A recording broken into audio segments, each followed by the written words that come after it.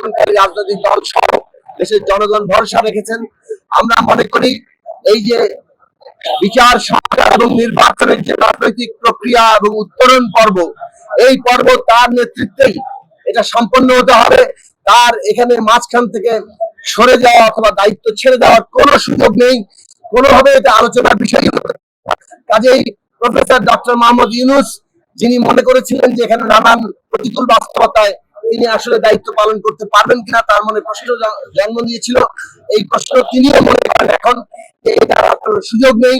বাংলাদেশের এই ঐতিহাসিক পর্ব দায়িত্ব পালন করে যাওয়া এবং সম্পন্ন করা, তিনি ঐতিহাসিক দায়িত্ব সেটা তিনি করবেন এবং সমস্ত রাজনৈতিক দল সহ দেশের সকল প্রতিষ্ঠান, দেশের রাষ্ট্রীয় প্রতিষ্ঠান, সেনাবাহিনী, পুলিশ, প্রশাসন, সমস্ত প্রতিষ্ঠানের কাছ থেকে তিনি সহযোগিতা চেয়েছেন।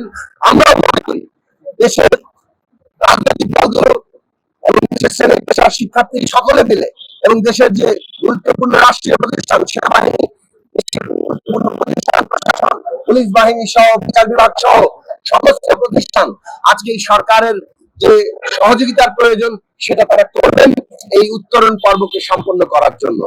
আমরা এও বলেছি কোনোভাবে যাতে রাজনৈতিক দলগুলোর সাথে দূরত্ব তৈরি না হয় এবং রাষ্ট্রীয় প্রতিষ্ঠানের সাথে সরকারের এমন কোনো সম্পর্কের জায়গা ঘাটতি সৃষ্টি না হয় যাতে করে মনে হয় যেন সরকারের সাথে রাষ্ট্রীয় প্রতিষ্ঠানের কোনো দ্বন্দ্ব তৈরি হচ্ছে। এই ব্যাপারে আমাদের সকলেরই দায়িত্বশীল ভূমিকা নিতে হবে এবং সরকারকে উদ্যোগ নিতে হবে।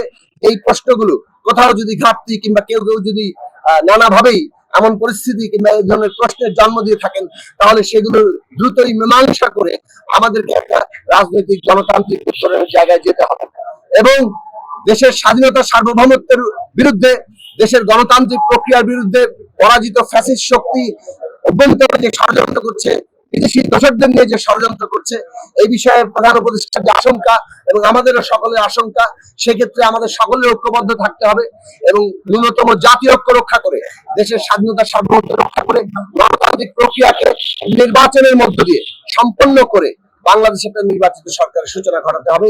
সেই প্রক্রিয়া আমরা সবাই মিলে করব। এইটা আমরা সবাই মিলে একটা আশার জায়গায়, আস্থার জায়গায় এসেছি। আশা করি আমরা ভবিষ্যতে আরো এগিয়ে যেতে পারবো। আপনাদের সবাইকে ধন্যবাদ।